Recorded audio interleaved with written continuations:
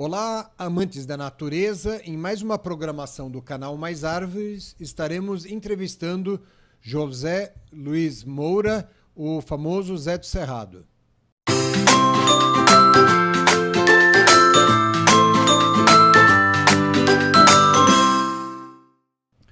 Olá, tudo bem? Primeira vez aqui no canal Mais Árvores, né? Meu nome é José Luiz Moura, como foi apresentado. E criador e fundador do projeto Cerrado de Emas aqui em Pirassununga. Vamos aqui dar umas dicas para vocês de algumas plantas a ser usadas em calçada e em logradouros públicos. Bom, obrigado pela presença, José Luiz Moura, o Zé do Cerrado, que também faz parte aí do projeto Mais Árvores, da equipe técnica, ajudando e colaborando aí para ter um meio ambiente mais adequado à vida nas áreas urbanas. Hoje, como a gente já falou no início aqui, a gente vai falar de algumas espécies que a gente pode estar usando em calçada, que é muita dúvida, né?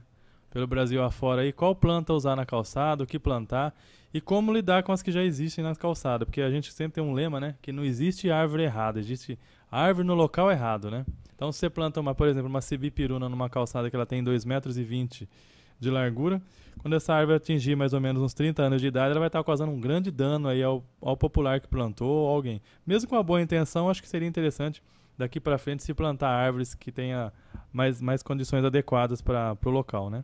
Exatamente. Eu acho que outra questão bastante importante é a gente dar uma atenção maior às árvores nativas, né? Deixar Sim. de plantar as árvores exóticas, né? Vamos dar mais atenção, né? Isso que o projeto Mais Árvores também gosta de enfatizar. Sem dúvida. A gente vê que na área urbana, pelo menos da nossa cidade e região, tem muito ficus, né? E o ficus, ele agride demais através das suas raízes, né? Tem raiz de ficus identificada aqui na região que chegou a 30 metros de distância, não de profundidade, né? De distância, onde acabou acometendo entupimento de esgoto, entupimento de bacia de privada e outros danos maiores em algumas residências. Então, assim, ao cuidado ao plantar esse tipo de espécie, se você acha ela linda, planta num sítio, né? Porque se você plantar numa calçada, você vai ter um problema muito grave com ela. Outra que é muito linda, que é o jacarandá mimoso, né? Ele é lindo, dá uma flor roxa durante aí um mês, fica exposto, aberto, só que ele tem que plantar em praça, em lugar que tem bastante espaço. E há de se fazer uma poda periódica nele, uma poda ornamental durante o ano, né? Harmônica, não precisa ser ornamental, para que ele se equilibre. Porque ele, como ele dá uma galhada muito longa, né? Ele pode começar a querer rachar e cair em cima de alguém, né? Sim. Então a gente, e sempre, de preferência, plantar as nativas. Porque a nativa ela é mais resistente à praga, ela é mais fácil manejo. Geralmente, se for da espécie do cerrado, ela não vai ter problema radicular, a raiz não vai estourar a calçada, né? Então a gente vai falar alguns nomes aqui durante o programa para a gente dar alguns exemplos aí do que se plantar nas calçadas, né? A gente tem duas condições diferentes também em calçado, porque a gente tem calçada que tem a fiação elétrica e o lado da calçada que não tem, né? Isso já gera uma condição para você avaliar que tipos de árvores, né? Tem árvores de porte de pequeno, médio e grande porte. E com essa questão de que lado da calçada você vai plantar, você vai fazer a escolha da árvore adequada, de porte adequado. Exatamente, muito bem lembrado. Geralmente nas cidades, né, que eu acho que o Brasil todo vai estar ouvindo a gente aí, geralmente na cidade ela tem o guia da arborização urbana, né? Esse guia, ele contempla as espécies a ser plantadas, né? Mas se você tiver curiosidade, você dá preferência para plantas que atingem no máximo 4 metros de altura, para quem está do lado da fiação elétrica. E do outro lado, as árvores que têm, de preferência nativa, né, que tem pouca expansão radicular, que é as raízes, né? Um exemplo bacana para você plantar do lado da fiação é a pitanga. A pitanga ela é uma planta nativa, dá uma fruta que passarinho adora, né? E a pitanga de árvore ela atinge no máximo 4 a 5 metros. Claro, ela pode atingir em algumas situações favoráveis, mas maior tamanho.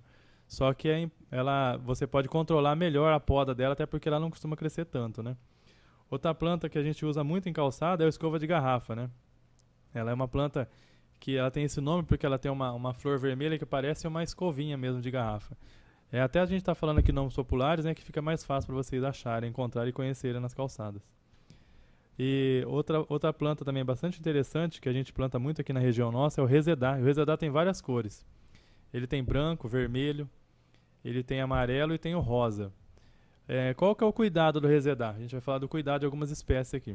O resedar dá muito perfilamento. O que é o perfilamento? Ele sai um tronco só e começa a sair outros filões aqui do lado, né? Então você tem que tirar esse perfilamento durante bastante tempo, assim, eu acredito que até uns 3 ou 4 anos a gente vê ainda saindo perfilamento. Sim. Acabou isso daí, ele vai dar uma árvore frondorosa, quase não cai, né? Ela não cai assim com o vento, né? A não ser se o vento for muito forte mesmo, esse vento que não dão, no Brasil eu não acredito que tenha vento tão forte que derruba um resedar. E além da florada dela, ser bastante frondorosa, né? E um período bem longo, né? Outra planta que a gente pode plantar também aqui, em calçada, é o Manacá da Serra. O Manacá da Serra tem várias espécies. Então dê preferências para de folha larga, né? Que eles são mais resistentes e mais fáceis de lidar. Porque se plantar os de folha mais estreita, ele tem um cuidado muito grande, então não é fácil dele vingar na região nossa aqui. Região nossa que eu falo, grande estado de São Paulo, aqui é a leste de São Paulo, né? Se você estiver no sul, é tranquilo para lidar com isso. O ipê de jardim, né? Ou ipê do brejo também, como é conhecido. Ele geralmente é amarelo, né? E é um ipê de pequeno porte, Ele é de né? pequeno porte, não pode plantar do lado da fiação, né? Tem que ser do lado que não tem fio elétrico, ele chega a atingir uns 6 metros, né? Mas são tudo árvores sujeitas a poda, que aguenta a poda, né? Sim. Isso que é importante e também podar na época certa. De preferência, 30 dias antes de começar o inverno, é interessante você fazer a poda dessas árvores e o manejo de pragas, né? Como tem acontecido aqui nos nossos ipês aí, infelizmente, os ipês amarelos bem famosos da Avenida Juca Costa aqui, eles estavam cometidos por erva de passarinho, que é uma praga muito danosa para a planta, né? Eles iniciaram a retirada de praga, mas devido a iniciar na época errada, teve que parar, né? Teve que parar porque não dava mais para identificar a praga, não, né? As folhas já não. estavam voltando a aparecer, se misturou junto com a praga, você perde a identificação da praga para poder eliminar, né? Exatamente. Eu tinha que ter começado em maio, né? Mas tudo bem. Sim. Mesmo a gente falando, né, nos programas de rádio que a gente vai, não começaram. Outra planta bacana também é a pata de vaca, né? Uma baúínia, né? Tem a vermelha e a branca, né? Tem a de semente e a sem semente.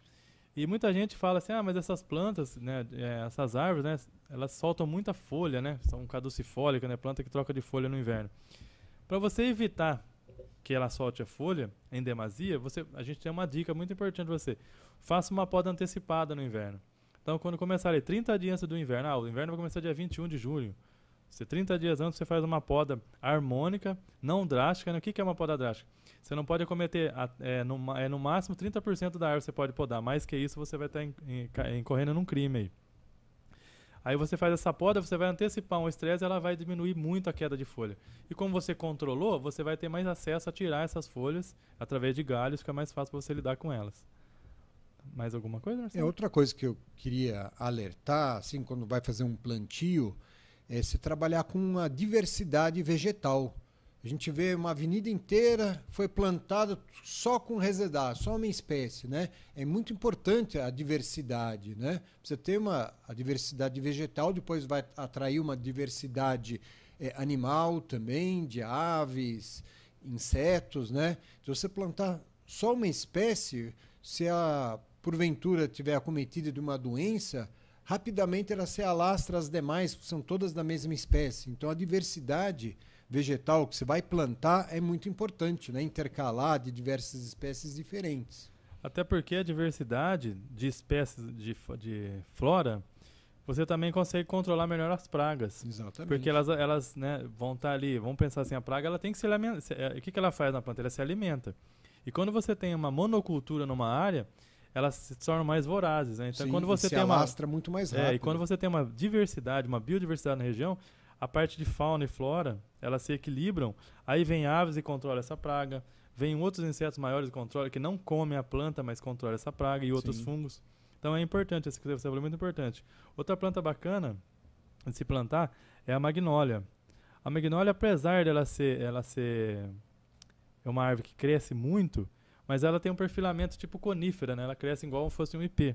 E ela tem tanto a amarela quanto a branca. E ela é uma árvore que não tem problema de estourar calçada também. Você pode plantar que não tem problema nenhum. Tem raiz profunda, né? E aí fica bacana. Eu já falei da quaresmeira, né? A dama da noite também é interessante plantar. E é uma planta também que no início dela, até os primeiros 18 meses, tem que ter bastante cuidado com a água, porque ela precisa muito de umidade para se desenvolver. E o cheiro dela é interessante. O pessoal até pergunta, ele é repelente esse cheiro? Não. Ele não é repelente, mas ele cria uma barreira biológica de perfume, que eu acho lindo o cheiro, inclusive tem na minha casa, o cheiro é muito bom. ela cria uma barreira de perfume e é onde os insetos passivos aí, que podem atacar até o pernilongo, aedes aegypti, não vêm porque ele não vai sentir o seu cheiro, né? O seu hormônio ali da pele ele não vai vir porque tem a barreira de cheiro ali de perfume dessa dama da noite. Perfeito, acho que são várias dicas que vão ajudar bastante quem tem intenção de plantar uma árvore em sua calçada, né? E na parte de descrição do vídeo a gente já vai deixar algumas dicas, vai deixar uma listagem dessas árvores com o nome científico, o nome popular também, para ajudar aos ouvintes aí do nosso canal Mais Árvores. Obrigado pela presença. Obrigado, até mais.